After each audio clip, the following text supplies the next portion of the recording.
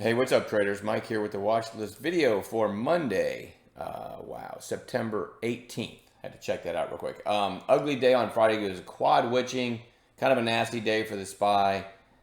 Dow was down close to 300 points, and as I've been saying, not a lot of intraday movement as far as individual stocks. We have really no theme going like AI or COVID or Bitcoin.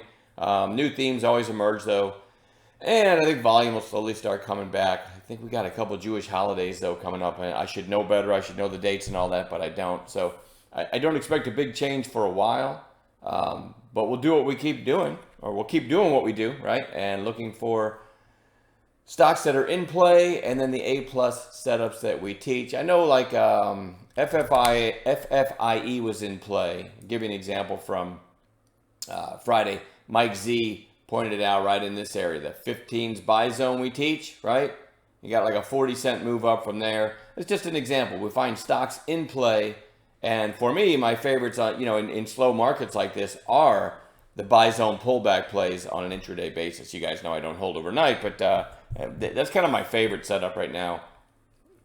Pullback plays on strong stocks that are in play. All right, I'm going to keep it short and sweet. It feels a little weird putting a stock on watch, but anyway, here's what I'm watching for Monday. ARM, absolutely in play, right? The big talk of the town. It's only been trading for 2 days. You had a big green day, and then you had the gap up and a big red day. So who's winning? Nobody, right? Bulls, Bears, nobody's winning. Certainly worth keeping on watch, though. I'm going to treat it like a bounce play, right? After that big red day, I'm going to treat it like a bounce play on Monday and see if we get a bounce play setup that we teach. WE, putting it on watch for another day. It hasn't round tripped. Had the big pop here, and it's kind of flagging, but I didn't even know if I was going to put it on watch for another day because I like these things to flag for a little bit and turn back up. And especially if it comes back down to here and we basically have a round trip, then I won't even be watching it anymore. But we don't have a round trip yet, so maybe on Monday we get a setup. No trades in it on Friday. DG, I was putting it back on bounce watch. Again, I don't love this setup. But, you have the big gap down here, sideways, another gap down, and then pushing, and then you get that little bit of a shape change. So you could get a decent snapback bounce one of these days. I'll only take it if we get one of the A-plus setups that we teach. ACMR, also on bounce watch. Pretty strong stock, and then, like 6-7 days down in a row. So that one is just looking for a snapback bounce. Put it on watch. NKLA. The last 2 days kind of reminds me of that ARM, right? Big pop, then the gap up and a sell-off. So I'm going to treat it like a bounce play also because it is in play. Carvana, CVNA. Let me go to the weekly just to show you. This looks really good for a potential. There's a big cup and handle, about a year-long cup and handle over this horizontal line I've got, right? So this one, a lot of shorts in the name. This one could absolutely squeeze, and then we go back to the daily. And we just have a lower volume red day. So it's not like the setup is negated.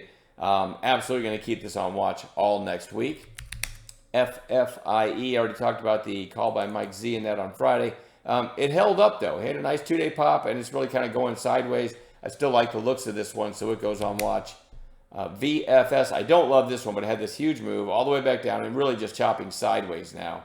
We go to 15-minute candles.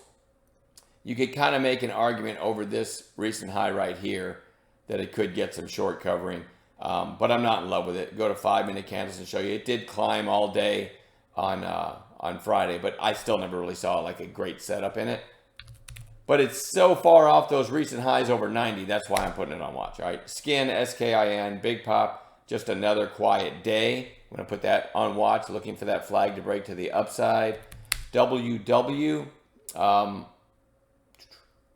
Very close to a breakout on Thursday, and then Friday kind of had a quiet day. So it's still close enough to that breakout area. Another one, by the way, that looks good on the weekly chart, right? It's close enough to that breakout area, and it felt like nobody was trading on Friday. Certainly going to keep that one on watch.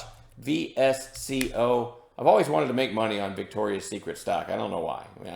I don't know why. So something to do with those flyers that used to come in the mail, but nice volume on Friday. I think there was an insider purchase, if I'm not mistaken. And it held up really well in a week tape. So, maybe it's bottomed here. And maybe it's up from here. Again, nice volume on Friday. So that one goes on watch. ALLG. big volume for this stock and a pretty good push. And then BIOC, let me zoom in a little bit to show you this one a little better. Had the gap up a little over a week ago, and it pulled back, and it's starting to curl back up. And certainly breakout over that, what was this high? $1.85. Worth noting, it only traded 677,000 on Friday, but it does look like a chart that could break out. We will add gappers to this list together collectively, as we always do in the pre-market on Monday. And I hope you all have a great weekend. I'll see you guys in the chat room on Monday morning.